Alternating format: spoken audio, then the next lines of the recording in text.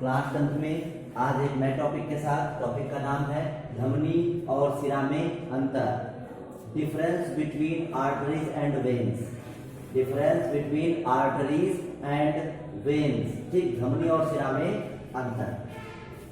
तो ये लेसन 1 के ही अंतर्गत है। ये टॉपिक इंपॉर्टेंट है, कई बार पूछा गया है कि धमनी और सिरा में क्या अंतर होता है, पेपर में भी आया है, तो इसको आप समझेंगे। तो आज शुरू करते हैं धमनी और सिरा में अंतर। लेकिन वीडियो शुरू करने से पहले अगर आप हमारे चैनल पर नए हैं तो चैनल को सब्सक्राइब कर लें, बेल आइकन को दबा लें ताकि आपको वीडियो मिल सके। तो चलिए आइए शुरू करते हैं धमनी और सिराएं। देखिए धमनियां क्या होती हैं कि जो ऊपर की जो हरी हरी जो धमनी होती है वो गुलाबी रंग की होती है। जैसे आप हाथ में देखते हैं कि जब कभी हाथ को बंद करते हैं खोलते हैं तो उसमें देखते हैं कि लाल लाल रंग का जो है स्पॉट टाइप के बन जाते हैं, तो वो होती है धमनियां। ये धमनियां हमको दिखाई नहीं देती हैं क्योंकि ये हमारे शरीर के गहराई में, जो शरीर की त्वचा होती है उसकी गहराई में स्थित होती है। जबकि जो सिराएं होती हैं, सिराएं हम लोगों को दिखाई देती हैं कि जो हाथों में हरी हरी टाइप की दिखाई देती है ऊपर से, जिसमें हम लोग इंजेक्शन वगैरह लगवाते हैं, तो वो जो हरी हरी या नीली नीली जो दिखाई देती हैं वो कहलाती हैं सिराएं, वेन्स कहलाती हैं। ठीक, तो हम इन्हीं धमनी और सिराओं के विषय में जानेंगे कि धमनी क्या होती है और सिरा क्या होती है, दोनों के बीच में अंतर क्या होता है। ठीक, तो पहला पॉइंट, धमनियां रुधिर को हृदय से अंगों तक ले जाती है। देखिए हमने बताया कि धमनी जो होती है, धमनी में शुद्ध रुधिर होता है। कैसा रुधिर होता है? शुद्ध रुधिर होता है।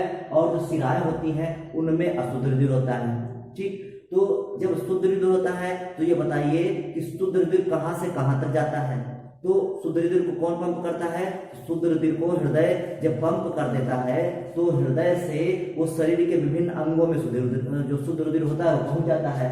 और शरीर के जो विभिन्न अंग होते हैं वहां पर अशुद्ध रुधिर होता है, तो वहां से अशुद्ध रुधिर शरीर के हार्ट तक पहुंचता है।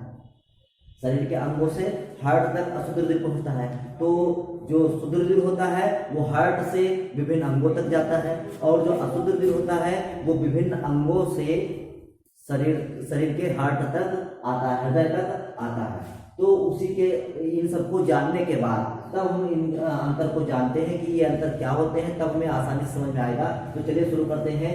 धमनियां रुधिर को हृदय से अंगों तक ले जाती है, क्योंकि धमनियों में शुद्ध रुधिर होता है। इसीलिए धमनियों में जब शुद्ध रुधिर होता है तो शुद्ध रुधिर किधर से किधर की ओर जाएगा? तो शुद्ध रुधिर जो होता है हृदय से शरीर के अंगों तक जाएगा। तो पहला पॉइंट वही है कि धमनियां रुधिर को हृदय से अंगों तक ले जाती है। सिराओं में अशुद्ध रुधिर होता है, जिस कारण से सिराएं जो होती है अशुद्ध रुधिर को अंगों से हृदय में लाती है। ठीक, अशुद्ध रुधिर को अंगों से हृदय में लाती है। तो ये पहला पॉइंट हो गया।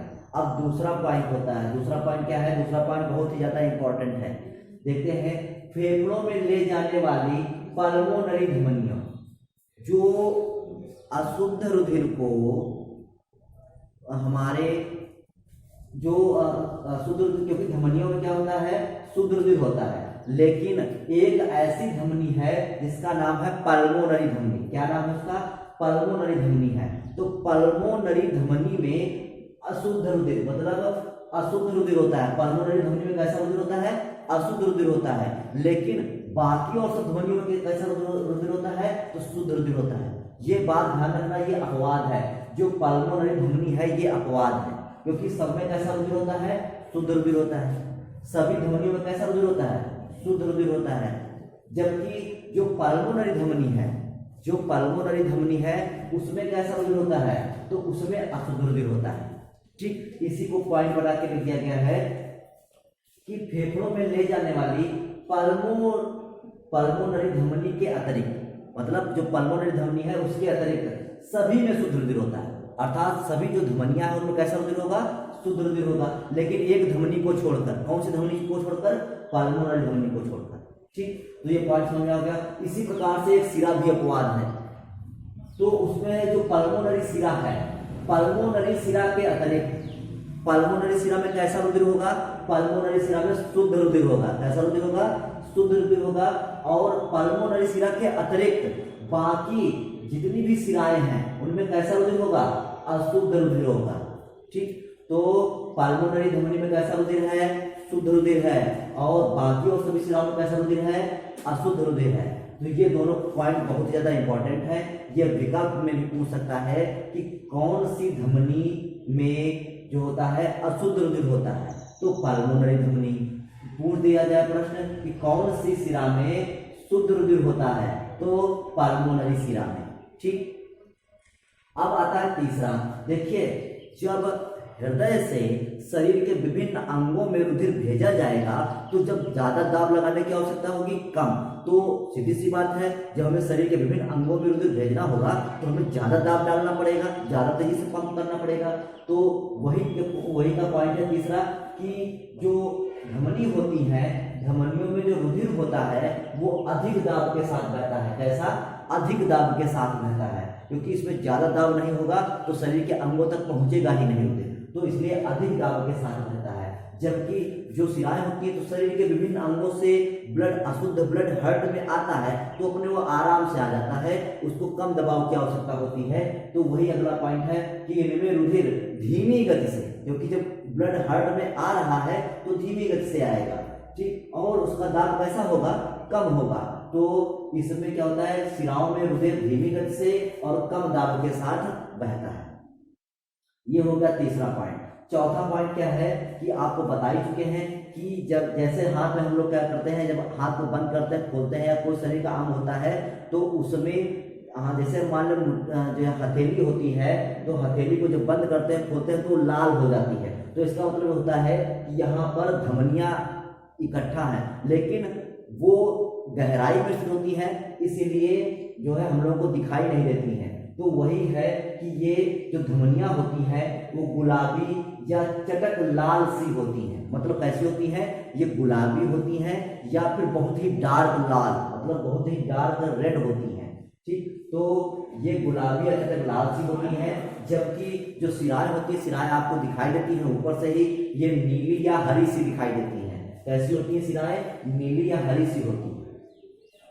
अब अगला पॉइंट आता है धमनियों में, इनके भीतर कपाट नहीं होते हैं। आपको बता दें कि जो शिराएं होती हैं, शिराओं में एक तरफा कपाट पाए जाते हैं।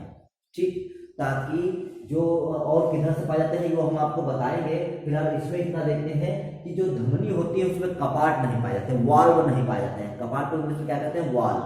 तो धमनियों में क्या नहीं पाए जाते हैं, कपाट अर्थात वाल्व नहीं पाए जाते हैं। जबकि जो शिराएं होती हैं, शिराओं में उनके भीतर हृदय की ओर खुलने वाले, मतलब इधर की ओर, हार्ट की ओर खुलने वाले, हृदय की ओर खुलने वाले एक तरफा कपाट होते हैं। मतलब वो केवल हृदय की ओर ही खुलेंगे। जैसे ब्लड हृदय की ओर आएगा तो वो केवल हृदय की ओर खुलेंगे, इस तरफ नहीं खुलेंगे, मतलब उल्टा नहीं खुलेंगे, वो केवल हृदय की ओर खुलेंगे। तो कैसे होते हैं, इनके भीतर हृदय की ओर खुलने वाले एक तरफा कपाट होते हैं। ठीक, आप लोगों ने देखा होगा कि जब कभी सांप वगैरह काट लेता है तो उस स्थान को बहुत तेजी से बांध देते हैं। क्यों बांध देते हैं, क्योंकि जो सर्प जब काटता है तो उसका विष जो होता है वो हम लोगों के रक्त में पहुंच जाता है, और वो रक्त हमारे हार्ट तक ना पहुंचे, मतलब बहुत ही जल्दी से हार्ट में ना पहुंचे, क्योंकि अगर वो हार्ट में पहुंच गया फिर तो बहुत पूरे शरीर में फैल जाएगा। ठीक, तो वो इतनी जल्दी से हमारे हार्ट में ना पहुंचे, इसीलिए हम वहां पर बांध देते हैं। और क्योंकि वो जो ब्लड है, जिस स्थान को बांध दिया जाता है, तो वो ब्लड हमारे हार्ट तक नहीं पहुंच पाता है। वो इसलिए होता है क्योंकि उनमें एक तरफा कपाट होते हैं। क्योंकि जब रस्सी या किसी भी चीज से बांध दिया जाता है तो वो कपाट बंद हो जाते हैं। कपाट बंद हो जाने की वजह से हमारे जो विष है वो हृदय तक नहीं पहुंच पाता है। ठीक, तो अगला पॉइंट आता है धमनियों में। तो जो धमनियां होती हैं ये शरीर में सामान्यतः गहराई में स्थित होती हैं। आपको बता ही चुके हैं धमनियां कहाँ स्थित होती हैं, तो ये सामान्यतः शरीर की गहराई में स्थित होती हैं। जबकि शिराएं क्या होती हैं, ये शिराएं जो होती है सामान्यतः शरीर की सतह के पास में स्थित होती है। जो आपको दिखाई देती हैं तो वो शरीर के पास की सतह में स्थित होती है, इसलिए वो दिखाई देती है। तो वही अगला पॉइंट है इसमें, ये सामान्यतः शरीर की सतह के पास होती है। ये बहुत ही इंपॉर्टेंट है, पेपर में कई बार आया है, आपको इसे लिखना है, समझना है। फिर भी अगर आपको कोई प्रॉब्लम आए तो आप कमेंट करके पूछें। ठीक, आज के लिए बस इतना ही। तो थैंक यू, धन्यवाद।